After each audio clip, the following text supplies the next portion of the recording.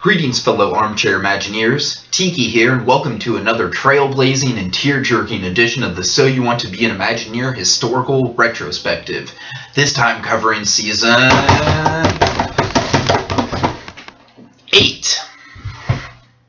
So season 8, then to be called Clash of the All-Stars. This season was really the culmination of a lot of different things.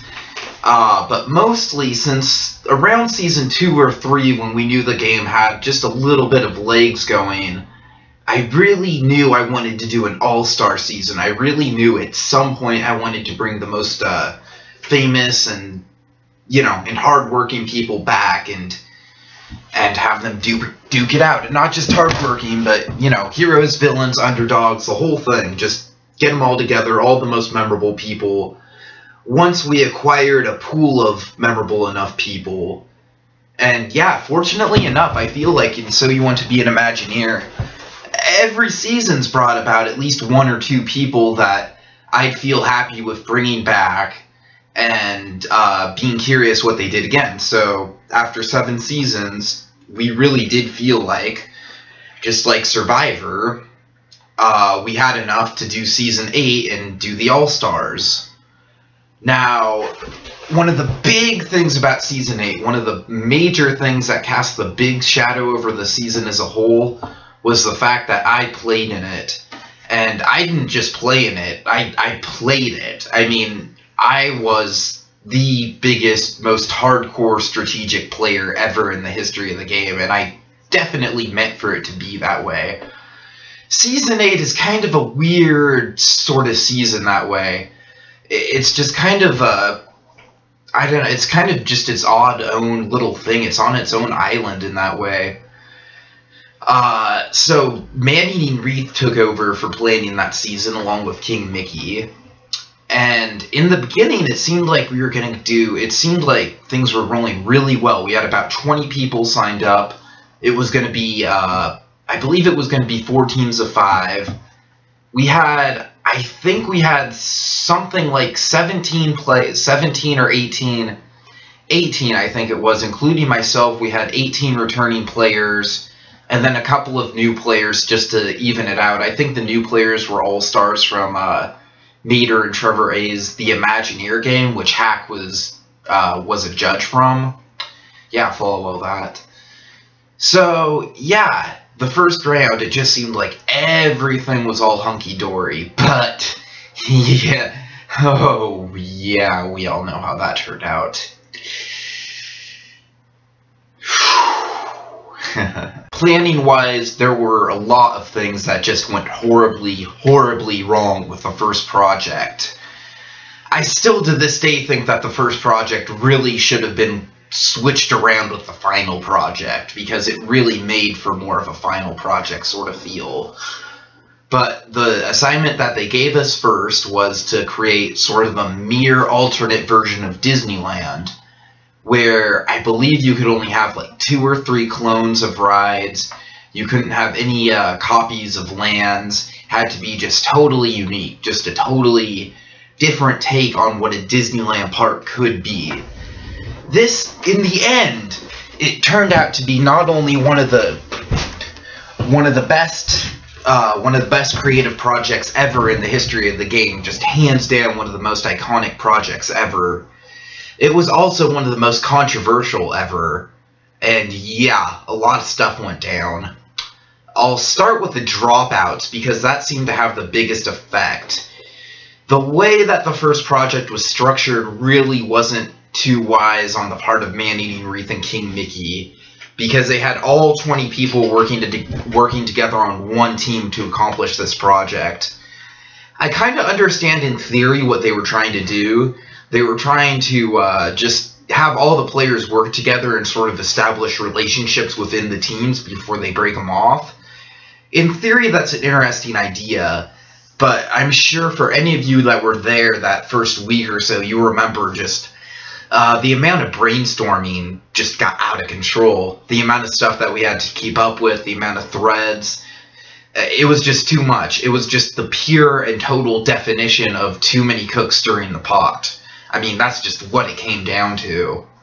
So, in the midst of all this, we lost 3 very distinct, memorable, returning All-Star players. There might have been 1 or 2 more people that dropped out in the course of all this, but the 3 that really had an impact on me, sort of in order, were Mater, who obviously at the time, coming off of Season 7, really was one of the more iconic and memorable people to have played the game thus far.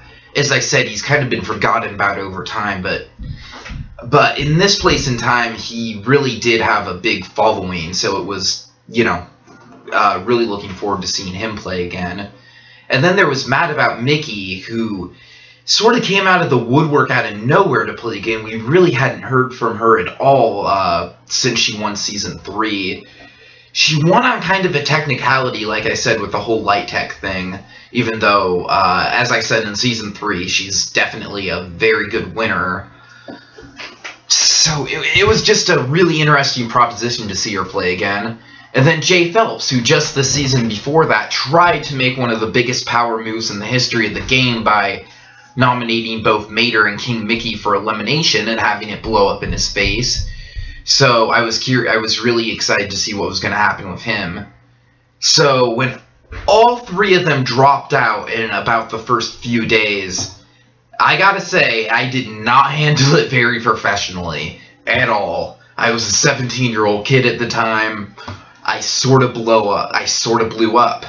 I mean, my expectations for the season were so high, especially with the cast that we had lined up. So, yeah, in all honesty, this was one of my darkest times when we lost these 3 people. And nowadays, I'm completely just over the fact that, you know, people dropping out is just a way of life. It's just what happens, you know. It's just, you just gotta get used to it. It's just part of the game. But in this All-Star season, it just messed everything up because we had everything so in line. We had the 4 teams and everything. But the thing I regret the most, the thing I absolutely regret the most, is how I treated Mad About Mickey. Because she had just recently, or just, you know, suddenly lost her great-grandmother, or I think her grandmother had died. And yeah, I mean, I didn't make any personal attacks towards her or anything, but I just sort of was being very passive-aggressive on the forum about how, like, oh, this is such a letdown, you know, we're losing all these good people left and right. Yeah, I was really kind of a jerk. And then in the midst of all of this, we lost the 4th and maybe most important person, Season 2 winner Jag FKB, who went out with a very memorable speech about, he just basically attacked me for everything I was doing, and quite frankly, he had every right to. You know, at the time, I don't really know why he was so riled up. I didn't really get it. Now I completely get it. I mean, I was way out of line, especially when it came to Mad About Mickey and her grandmother dying and not being sensitive about that. I was way out of line, and for that, I very much apologize. I mean, if Jag ever were to watch this, you know, it's in the history of the game, this is the single thing I feel the worst about. This is the thing that just haunts me. I wish I would have handled this better. I mean, it is what it is. I mean, I honestly think it lost, because of it, it lost the game some sort of level of credibility and professionalism just because I handled it so poorly. And especially going into Season 9, which is so controversial. But, yeah, I mean, I don't know. I very much regret it, but at the same time, Season 8 was a really solid season, so, yeah, that's about all the apologizing I have to do on that end.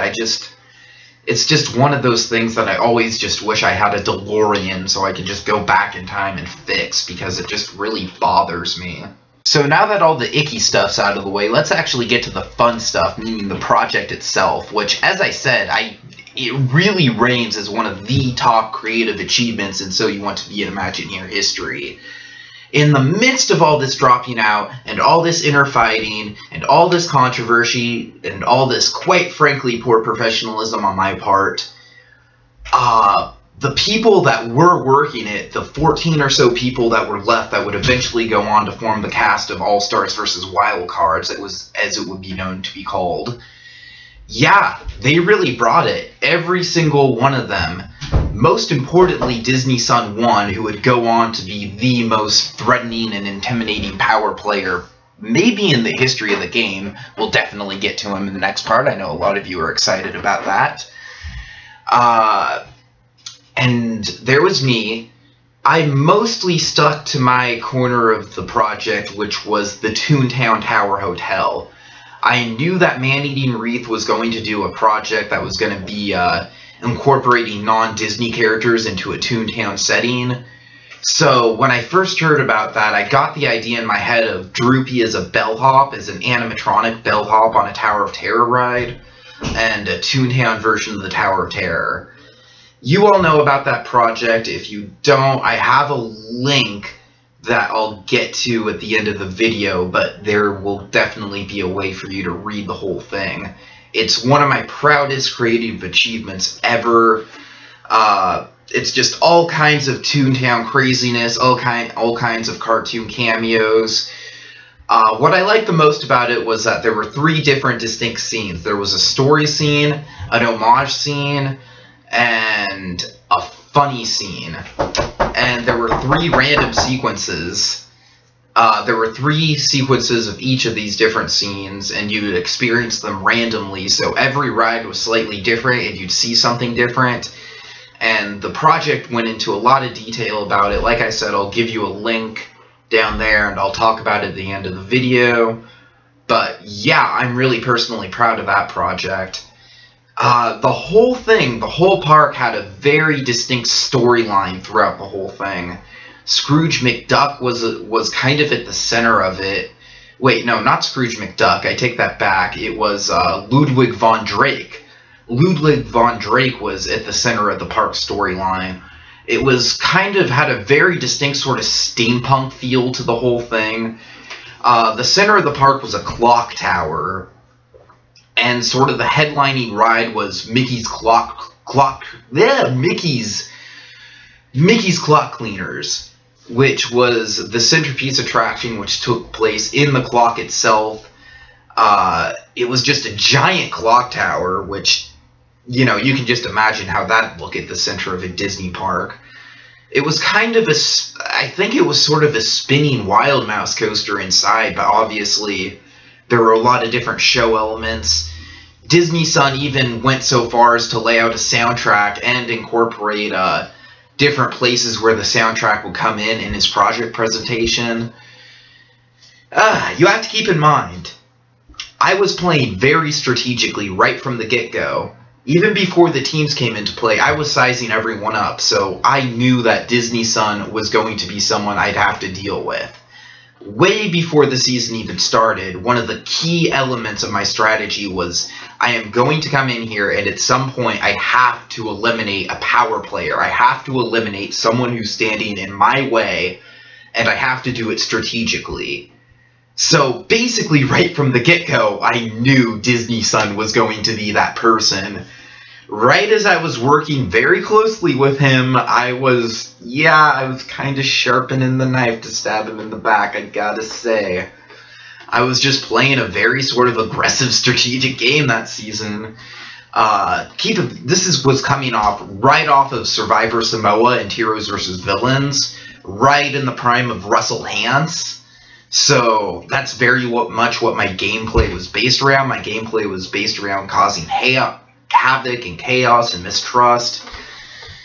There really hasn't been anything like it before or since, and quite frankly, I'm kind of glad. I was being a little immature with the whole thing. In some ways, I'm really embarrassed about my strategy. In other ways, I'm really proud of it, but I'll get to that more in the next parts. But yeah, that's really about all I have to say for the first part of Season 8. After everyone dropped out, I kind of immediately recognized that we had a mix of very definitive all-stars and sort of wildcard personalities, so that's what the season came down to, all-stars versus wildcards. it was sort of a natural sequel to Fans vs. Favorites because the fans were upgraded to instead of just being fans, they were really unique players in their own right that all held a lot of potential. And instead of just being favorites, we were dealing with straight-up iconic characters in the game. So, yeah, it was bound to be a really fun ride. Disney Sun was the team leader on the Fans Tribe. I was the team leader of the All-Stars. And we all know what happened at the end of that, so strap yourselves in, boys and girls. Ha ha ha ha ha. Yeah. So now that all that icky stuff's out of the way, let's get to the